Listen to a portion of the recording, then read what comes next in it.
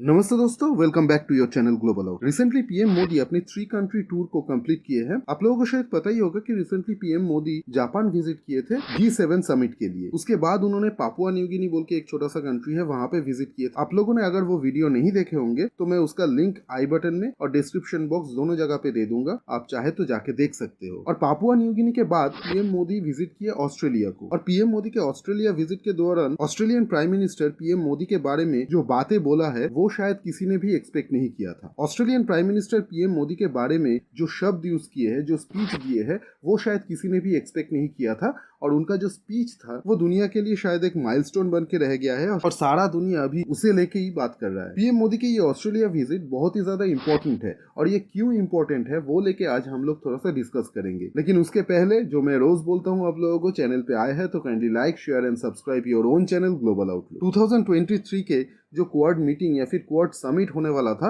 वो होने वाला था ऑस्ट्रेलिया के सिडनी में, लेकिन एन मौके पे अमेरिकन प्रेसिडेंट जो बाइडेन उनके ट्रिप को कैंसिल कर दिया है due to some internal issue, और इसके चलते जापान भी अपना ट्रिप कैंसिल कर दिया। लेकिन पीएम मोदी अपना ट्रिप कैंसिल नहीं किया है, वो ऑस्ट्रेलिया विजिट करने के लिए गए। और दिखाता है कि इंडिया ऑस्ट्रेलिया का जो टाई है वो कितना स्ट्रॉन्ग है। इस बार का जो ट्रिप है पीएम मोदी का ऑस्ट्रेलिया के लिए, उसका मेन इंपॉर्टेंट पार्ट जो है वो है ट्रेड। तो इस ट्रिप में ट्रेड को लेके बहुत ज्यादा डिस्कशन हुआ है। लेकिन उसके पहले मैं टॉपिक पे आऊं और सारे जो ट्रेड के बारे में यहाँ पे बायलैटरल मीटिंग हुआ है Australian PM and PM Modi के बीच में, उसे लेके बात करूं। मैं चाहता हूं आप थोड़ा सा ये वीडियो देख कि ऑस्ट्रेलियन प्राइम मिनिस्टर क्या बोले थे एक्चुअली में पीएम मोदी के बारे में। I get to speak to some pretty big crowds as Prime Minister, but I have to say that the warmth and the energy here tonight is absolutely second to none.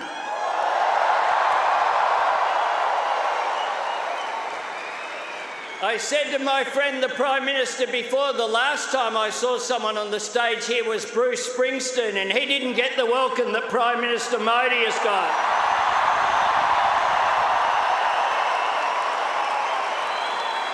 Prime Minister Modi is the boss.